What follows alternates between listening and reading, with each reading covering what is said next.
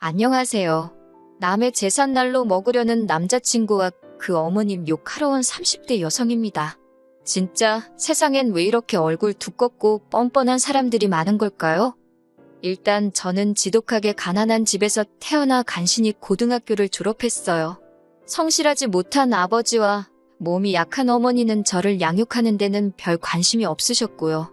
정확히 말하자면 아버지는 당신밖에 몰랐고 어머니는 그럴 정신적인 여유도 체력도 없으셨습니다. 아버지는 생활비도 거의 가져다 주지 않으셨는데 그렇다 보니 어머님은 늘 당신의 형제들이나 이웃들에게 돈을 빌리기 바쁘셨지요. 그리고 그런 와중에 아버지는 바람까지 나서 어머니와 저를 버리고 집을 나가셨어요. 지금도 어디서 어떻게 살고 계신지 몰라요. 제가 고등학교를 졸업하던 시기에 어머니는 암으로 돌아가셨습니다. 그리고 부끄럽게도 저는 어머니가 암인지 몰랐지요. 지금에서야 생각해보면 딸인 저한테 힘들다 말 한마디 편히 못하시고 얼마나 고생하셨을까 싶어요. 아무튼 힘들게 어머니 장례를 치르고 어머니 유품을 정리하다 제 이름으로 된 통장에 1,500만 원이 있다는 사실을 알게 되었습니다. 이모와 외삼촌에겐 말하지 않았어요. 어머니가 살아생전 빌린 돈이 얼만지도 모르겠고 당장이라도 저한테 갚으라고 할까봐 무서웠거든요. 이후로 어머니와 살던 전세방 보증금 3천과 통장만 들고 무작정 서울로 올라왔네요. 제가 나고 자란 지역에서는 3천으로 방 2개짜리 전세가 가능했는데 서울에 오니까 물가가 장난이 아니더군요. 그래도 운 좋게 몇 날 며칠 동안 발품을 팔아서 그나마 해가 아주 조금 들어오는 반지하 방을 구했어요. 그리고 곧이어 아르바이트도 구했고요. 식비를 해결하기 위해서 햄버거를 점심으로 주는 햄버거 가게와 폐기된 도시락을 주는 편의점에서 일을 시작했지요. 하루에 12시간 내내 서서 일을 하니까 집에 오면 다리에 감각이 없는 것 같대요. 그래도 그때는 일단은 무작정 돈을 모아야겠다는 생각에 힘든 줄도 모르고 일을 했어요. 1년쯤 지나서는 햄버거 가게에서 같이 일하던 친구의 소개로 대형 프랜차이즈 뷔페로 가게 되었습니다. 주방 쪽 일을 하면 돈을 더 준다고 들었거든요. 그런데 돈을 더 받는 게 아니대요. 요리를 할 때마다 불에 데이고 기름에 데이고 그래도 하루 장사 끝나고 남는 음식은 싸가도 뭐라고 안 하니까 그건 참 좋더라고요. 그러다 제 인생에도 기회라는 게 찾아왔어요. 하루는 회사에서 기존 계약직이나 아르바이트생들만을 대상으로 정직원을 뽑는다고 공문이 내려왔거든요. 물론 솔직히 처음엔 별 관심을 두지 않았습니다. 고졸에 특별히 내세울 만한 기술도 없는 저였으니 제 자리가 될 거라고는 생각도 못한 거지요. 그런데 들리는 말이 학벌도 안 보고 나이고 기술이고 그런 것도 안 본다는 거예요. 그동안 보여준 성실성과 주변인들의 평가가 가장 중요하다고요.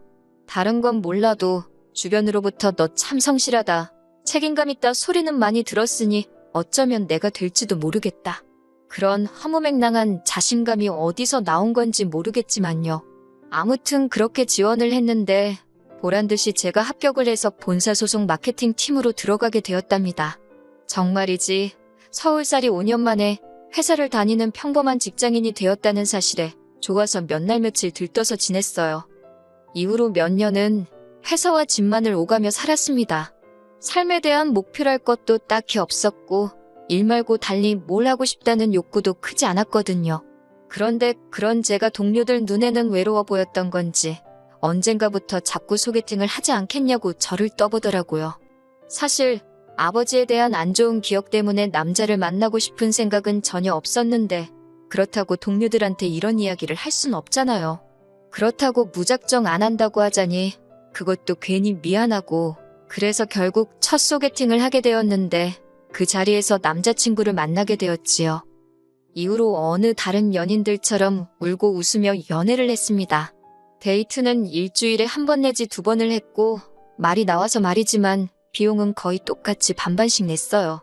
어린 시절 주변에 아쉬운 소리를 많이 하던 어머니를 생각하면 남에게 신세 지는 게 죽기보다 싫었거든요. 그리고 제가 또 연애를 해본 적이 없었으니 남자한테 얻어먹고 선물 받고 그러는 게 생소하기도 했고요. 그리고 그렇게 1년 정도 사귀었을 무렵 남자친구가 결혼 이야기를 꺼내더군요. 언제까지 숨길 생각도 아니었고 저도 안정된 가정을 꾸리고 싶었지만 막상 프로포즈를 받고 나니 제 이야기를 어디서 어디까지 어떻게 털어놓아야 하나 싶어서 바로 대답을 해주지 못했어요. 결국 남자친구에게 시간을 달라고 했고 이후로 며칠의 고민 끝에 처음으로 제 이야기를 털어놓았지요. 솔직히 제가 여기서 잘못하긴 했어요. 정직하게 말하지 못했거든요. 차마 아버지가 저와 어머니를 버렸다 소리는 할 수가 없어서 그냥 부모님 두 분이 이혼하셨고 이후로 아버지는 재혼을, 어머니는 운명하셨다고만 했네요. 이후로 어머니가 남겨주신 재산으로 서울에서 자리를 잡았다고요. 그런데 제 이야기를 들은 남자친구가 잠깐 말이 없더니 이내 저더러 많이 힘들었겠다며 어깨를 감싸주었습니다. 그리고 그런 남자친구의 태도에 이 남자라면 내 아버지와는 달리 평생 내 옆에 있어줄지도 모르겠다는 생각을 하게 되대요. 그래서 결국 저희는 부부의 연을 맺기로 약속했습니다. 제 경우 10년 넘게 꼬박 돈만 벌어 모았더니 모아둔 돈만 1억이 넘었어요. 그리고 회사에 입사하고 얼마 지나지 않았을 무렵 아파트 한 채를 샀는데 그게 또 많이 오른 상황이었지요. 아파트를 살 수 있었던 건 그게 지금으로부터 거의 10년 전이기도 하고 그때 부동산 값이 많이 떨어져 있었거든요. 그래서 살던 반지하에 보증금에 모아둔 돈을 보탰고 정규직으로 회사를 다니게 되니까 대출받는 것도 비교적 수월하더라고요. 그래서 과감하게 1억을 대출받아서 서울 강북에 있는 아파트를 하나 산 거였어요. 그리고 외에도 주식이라던가 약간의 재산이 있었기에 이리저리 계산해보니까 제 재산이 8억이 넘더라고요. 그렇다고 제가 남들 하는 거 다 하고 산 건 절대 아닙니다. 제주도 한 번을 못 가보고 커피 한 잔 마시고 싶은 거 꾹꾹 참아가며 모은 재산이었지요. 반면에 결혼하자던 남자친구는 가진 재산이라곤 달랑 6천만 원에 대출 낀 자가용 한 대가 전부였어요. 남자친구가 직장 생활을 거의 8년 가까이 했다 들었기에 처음엔 6억을 6천으로 잘못 들었나 싶을 정도였지요. 제가 좀 당황한 표정으로 그간 돈은 다 어디다 썼냐고 농담처럼 이야기하니 저랑 데이트하는데 썼다는데 그건 솔직히 말도 안 되는 소리거든요. 어이가 없어서 장난하지 말라니까 그제서야 남자친구가 제 눈치를 쓱 보더니 농담이라며 그냥 여행도 다니고 학교 다닐 때 못 해본 거 해보고 그러느라 못 모았다고 하대요. 솔직히 제가 무조건 맞는 것도 아니고 남자친구가 무조건 틀린 것도 아니잖아요. 그래서 뭐라고 하지는 못했어요. 게다가 어쨌든 제 눈에 사랑의 콩깍지가 씌어 있었으니 집이야 내 아파트에 들어가서 살면 되는 거고 돈이야 앞으로 모으면 되는 거지. 그렇게 생각하고 말았네요. 한편 결혼 이야기가 오가자 저도 전과 달리 다른 사람들은 어떻게 입고 다니는지 무슨 관리를 하는지 그런 데 관심이 조금씩 생기더라고요. 그러다 하루는 문득 거울을 봤는데 그동안에는 보이지 않던 제 거칠어진 피부와 푸석푸석한 머릿결이 눈에 들어오대요. 그리고 저도 갑자기 제가 왜 그런 생각을 했는지 모르겠지만 이렇게 사는 건 아니다 싶었습니다. 그래서 그 길로 집 앞에 있는 피부과로 향했어요. 근데 돈도 썩은 놈이 잘 쓴다고 뭐가 이렇게 비싼가 싶더라니까요. 그래도 눈 질끈 감고 200만 원짜리 피부 관리 코스를 끊었습니다. 그리고 이후로 미용실에 가서 두피 관리도 받고 무슨 영양 케어라나 그런 것도 해봤지요. 이튿날은 아침에 마사지를 받고 바로 네일샵으로 이동해서 손톱도 만지고 마지막으로 백화점에 가서 좋은 옷 한 벌 구두 한 켤레 그리고 가방도 하나 샀네요. 총 500만 원 썼어요. 돈을 써서 그런지 거울 속 제 모습이 낯설지만 보기 좋더라고요. 기분이 한껏 좋아져서 의기양양한 태도로 남자친구를 만나러 갔지요. 남자친구를 만나자마자 나 어떠냐고 물어봤어요. 알아봐줬으면 하는 마음이 있었으니까요. 그런데 남자친구가 저를 보더니 조금은 놀라고 당황한 눈치였어요. 약간은 언짢아 보이기도 했고요. 그리고는 저더러 이게 다 무슨 일이냐며 신경 좀 쓴 것 같네 그러대요. 저는 그때만 해도 그게 빈정거리는 소리라곤 생각을 못하고 맞다고 모처럼 돈 좀 써봤다고 했지요. 그러자 남자친구가 꽤나 심각한 표정으로 이런 건 상의를 하고 써야 되는 거 아니냐고 그래요. 이제 결혼하면 공동재산인데 벌써부터 이렇게 독단적으로 마음대로 쓰면 안 되는 거라나요? 좀 황당하더라고요. 까놓고 말해서 제가 벌어서 제 돈 제가 좀 쓴 건데 무슨 말을 저렇게 하나 싶었으니까요. 결국 제가 짜증을 참지 못하고 우리 아직 식을 올린 것도 아닌데 벌써부터 공동재산 운운하는 건 좀 아니지 않냐고 받아쳤어요. 그런데 남자친구가 한다는 말이 우리 어차피 곧 결혼할 사이니까 미리미리 같이 관리하면 좋은 거 아니냐고 그래요. 그러면서 자기는 제가 검소하고 낭비를 안 해서 좋은 건데 벌써 이렇게 다른 모습을 보여주면 곤란하다나요? 검소하고 낭비를 안 해서 좋다는 말이 그때 굉장히 귀에 거슬리더라고요. 마치 저더러 앞으로도 계속 궁상맞게 지냈으면 좋겠다는 식으로 들렸으니까요. 그래서 제가 그냥 결혼 안 하는 게 낫겠다 그래버렸네요. 제가 남자친구를 사랑하는 것도 사실이고 가족을 원한 것도 사실이었지만 그렇다고 계산을 아예 못하는 바보는 아니었으니까요.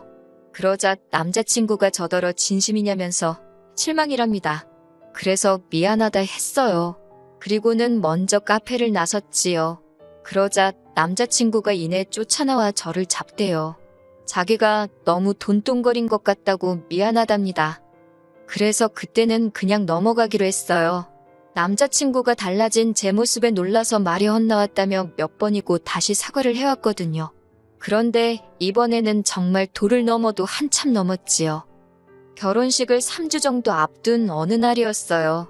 어머님께서 저에게 하실 말씀이 있다며 잠깐 만나자 하시더라고요. 그렇게 어머님이 오라는 카페로 나가니 웬 흰 봉투 하나를 주시대요. 그러면서 저더러 열어봐라 하시길래 전 솔직히 뭐 필요한 거 사라고 돈이라도 얼마 주시는 줄 알았네요. 근데 그게 아니라 웬 날짜가 적혀 있더라고요. 어머님이 하시는 말씀이 저희 혼인신고하는 날을 받아오셨답니다. 결혼식 날짜도 안 받고 저희가 정한 건데 혼인신고 날짜를 받아오셨다니 좀 의아하긴 했어요. 그리고 저는 혼인신고는 좀 천천히 할 생각이었거든요. 일전에 남자친구가 어머님이 예전에 들어주신 거라며 청약통장을 보여줬는데 10년도 넘게 부었더라고요. 그러니 솔직히 말해서 굳이 혼인신고를 일찍 할 이유가 없잖아요. 제가 이미 아파트가 있으니 남자친구가 저랑 혼인신고를 하게 되면 그 청약통장은 무용지물이 되는 거니까요. 그래서 어머님께 솔직하게 말씀드렸어요. 그러자 어머님이 좀 못마땅한 표정을 하시더니 그러면 아파트 명의라도 공동명의로 바꾸라는 겁니다. 뜬금없는 아파트 공동명의 이야기에 무슨 말씀이시냐고 되물었어요. 그러자 어머님께서 아니 부부가 되는데 아파트도 당연히 공동명의를 해야 하는 거 아니냐고 하시는 거예요. 그러면서 저더러 예단도 안 바란다. 아무것도 안 바란다. 그냥 아파트만 공동명의로 해줘라 하시대요. 제가 그렇게는 못한다 했습니다. 엄연히 제 개인 재산이고 공동명의를 해야 할 이유가 없다고요. 그러자 어머님께서 남자친구에게 들으셨는지 그 집이 7억인가 한다면서 대뜸 저더러 얼마 주고 샀냐고 물으셨어요. 1억 8천 주고 샀다고 하니까 그러면 당신이 8천 내준다고 그러니 공동명의 하랍니다. 5억은 제가 노력해서 얻은 것도 아니니 평생 함께할 사람하고 반반 나누는 게 뭐 그리 아깝냐고요. 그리고는 하시는 말씀이 만약에 내 아들이 너랑 결혼하고 나서 복권에 당첨됐는데 이건 내 복권이다 하고 나와주면 기분 좋겠냐입니다. 황당한 비유에 기가 막히더라고요. 그래서 아파트하고 복권을 어떻게 비교하시냐? 억지 쓰지 마시라 했어요. 그랬더니 어머님이 대번에 제가 당신더러 억지 쓴다 그랬다고 그 말꼬리를 붙잡고 늘어지셨습니다. 그리고는 기어이 남자친구까지 자리로 불러내셨지요. 하지만 왜인지 남자친구가 이미 어머님이 저와 만나서 이런 이야기를 하실 거란 걸 다 알고 있었다는 느낌이 들었어요. 남자친구가 저를 설득하려 들대요.